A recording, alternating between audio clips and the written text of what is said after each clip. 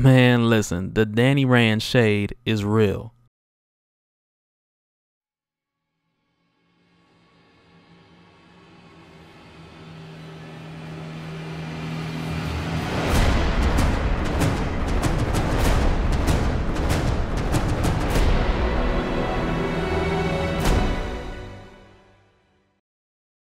Hey guys, welcome back to another video. If you're new to the channel, I talk about everything comics. I mostly focus on the books and the source material itself, but in between I do spills on the characters in TV and film as well. Current details for the latest giveaway are in the description below. I would say good luck, but everybody who enters wins. Alright now, so Defenders. And careful for spoilers because I watched the whole season, finished it this morning. And I'll leave a time marker either in the description or the comments so you can see my immediate reaction to it, whether yay or nay. So if you want to finish the season first and come back and watch this, you can do that too. Alright, so before I get into this, I gotta talk about Thursday night, midnight. Because I waited up to watch it Thursday night at midnight, and I watched probably like one episode, and then I went back and just finished the whole thing on Friday. Started from the beginning. But Thursday night, Twitter was going ham. Left and right, people was waiting at midnight to see Defenders, and it wasn't there. And it just felt like the whole East Coast was in an uproar. And that's where I stayed, so I get we gotta wait on Pacific time. But let's be honest, nobody wanna wait. So I ended up watching the first episode at 3 a.m. But then I just waited till the next day and just watched the whole thing straight through. Alright, so in reviewing the whole season, I'm mainly gonna talk about the characters and then events in the season that just stuck out to me. And with that, I gotta start with Finn Jones as Iron Fist. You're the dumbest Iron Fist yet.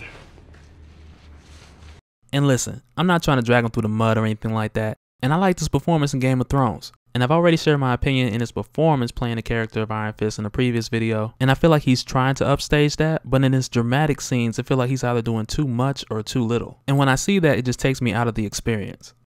And now I will say his performance with the fight choreography has improved. You can tell he's been putting some time in.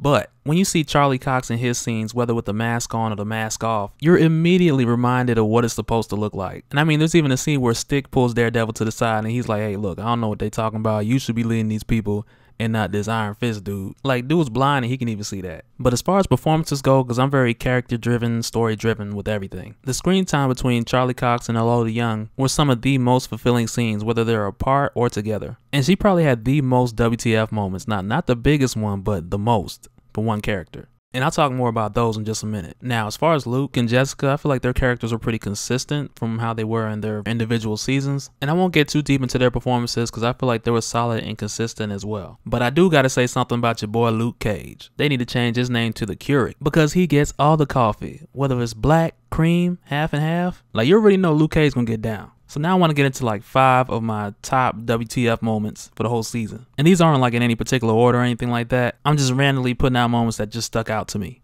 First one that comes to mind is when Stick cuts off Sawande's head. At this point in the season, it's unexpected. It has Danny looking like, was this blind guy 100% sure that wasn't me? And it really raised the stakes later on when Stick wanted to kill Danny and made you really believe it. And that takes me to number 2, when Elektra kills Stick, because more of her memories are coming back to her. And she's speaking more to Matt now, like, hey Matthew, it's good to see you. And he's like, hey Elektra. And then she's like, die, Stick, die. Yeah, that just threw me off a little bit. Number 3 would have to be when Elektra kills Alexandra. And I think one of the most shocking things about this part is because it happened like in one shot. Elektra's behind her and she walks off to the screen to the left. Then all of a sudden Alexandra's stabbed in the back. Like, without a doubt, the other fingers totally saw that coming. Or at least the middle finger did. And he's got to be number 4. Because when he's cutting his bear open, like, okay, I get it. People eat bear. But 1, this one's on the endangered list. And 2, I don't even know if he's trying to eat it, man. He just cutting it open and it just don't sit right with me. And for number 5, okay, now it might be more than 5 because this dirtbag pissed me off with this move. And there's a couple other things I want to mention too. But when Misty Knight gets her arm cut off, now that right there just broke my heart. I was like, oh, I know it's like that in the comics, but to see it happen right here, right now, it just made it too real for me.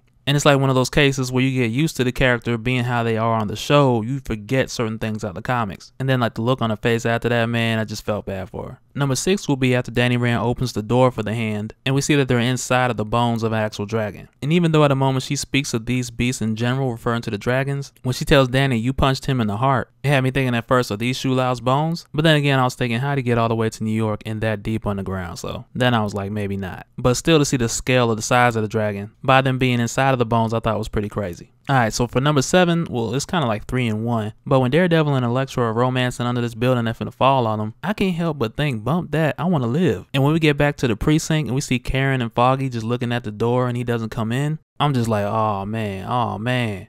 And then after that, we see Matt laying in his bed at some random location banged up but still alive after a building fell on him. And they probably gonna say later on that Electra pulled him out of there, but a building fell on him and somehow they okay. Like, the only logical reason I want to hear they alive is because they're inside the bones of the dragon. But even with that being said, a building fell on them. Alright, I'm gonna leave that one alone. Building. Alright, okay, I'm done. But this is the point I talked about earlier in the video where I said I would give my non-spoiler wrap up. And I had to say, yes, I very much enjoyed it. It felt good seeing all these characters come together. They kept the tone from all the separate shows and made it cohesive. So definitely check it out. And careful for spoilers in the comments, because I want everybody to head down there and tell me what was your biggest WTF moment in the season. But that'll do it for this one, guys. Be sure to check out the giveaway details in the description, because that's closing September 1st and everybody who enters gets something. And I got links up for you guys to check out my other videos. Don't forget to smash that like button, and I'll catch you guys on the next one.